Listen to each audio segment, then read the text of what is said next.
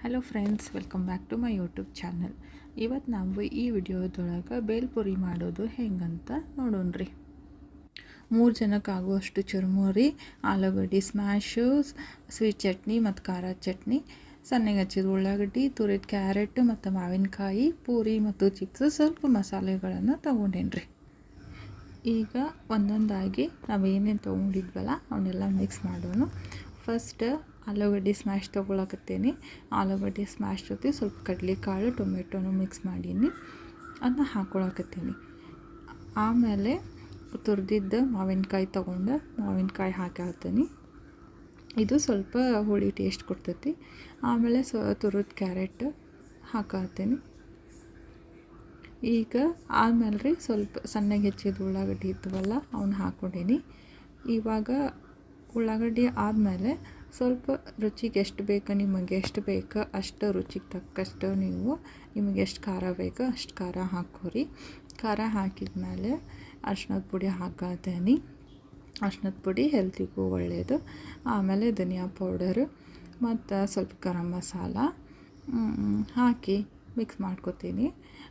ಆಮೇಲೆ ಸ್ವಲ್ಪ ಇದು ಪೂರಿ ತೊಗೊಂಡಿದ್ನಲ್ಲ ಆ ಪೂರಿನೂ ಒಡೆದು ಹಾಕತ್ತೀನಿ.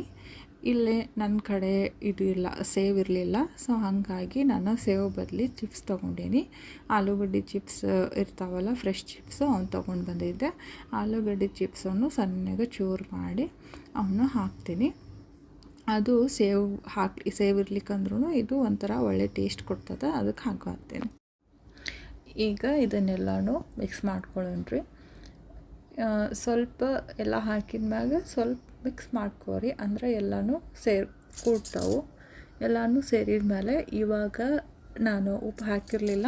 ನಮಗೆ ಎಷ್ಟು ಟೇಸ್ಟಿಗೆ ಉಪ್ಪು ಬೇಕು ಅಷ್ಟು ಉಪ್ಪು ಹಾಕ್ಕೋಬೇಕು. ಒಂದಿಷ್ಟು ಉಪ್ಪು ಹಾಕೇನ್ರಿ. ಆಮೇಲೆ ಸ್ವೀಟ್ ಚಟ್ನಿ ಹಾಕಕತ್ತೀನಿ. ಸ್ವೀಟ್ ಚಟ್ನಿ ನಮಗೆ ಎಷ್ಟು ಬೇಕಷ್ಟು ಸ್ವೀಟ್ ಚಟ್ನಿ ಹಾಕ್ಕೋಬೇಕು.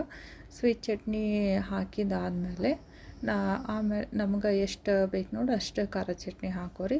ನಾನು ಸ್ವಲ್ಪ ಖಾರದ ಪುಡಿ ಸ್ವಲ್ಪ ಹಾಕಿದ್ದೆ, ಸೊ ಹಾಗಾಗಿ ಇಲ್ಲೇ ಸ್ವಲ್ಪ ಜಾಸ್ತಿ ಒಂದು 3-4 ಸ್ಪೂನ್ ಖಾರ ಚಟ್ನಿ ಯೂಸ್ ಮಾಡತ್ತೀನಿ, ಸ್ವಲ್ಪ ಸ್ಪೈಸಿ ಆಗಿರಲಿ ಅಂತಂದು.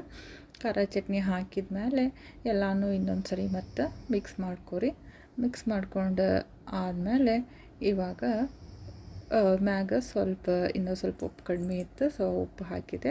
ಒಂದು ಪ್ಲೇಟ್ ಒಳಗೆ ಚುಮ್ಮರಿ ಹಾಕೀನಿ. ಚುಮ್ಮರಿ ಮೇಲೆ ಸ್ವಲ್ಪ ಉಳ್ಳಾಗಡ್ಡಿ ಹಾಕತ್ತೀನಿ. ಮೇಲೆ ಉಳ್ಳಾಗಡ್ಡಿ ಹಾಕಿದ್ರೆ ಚಲೋ ಟೇಸ್ಟ್ ಬರ್ತೈತಿ. ಈಗ ಬೇಲ್ಪುರಿ ತಿನ್ನೋಕೆ ರೆಡಿ ಆಗೈತ್ರಿ.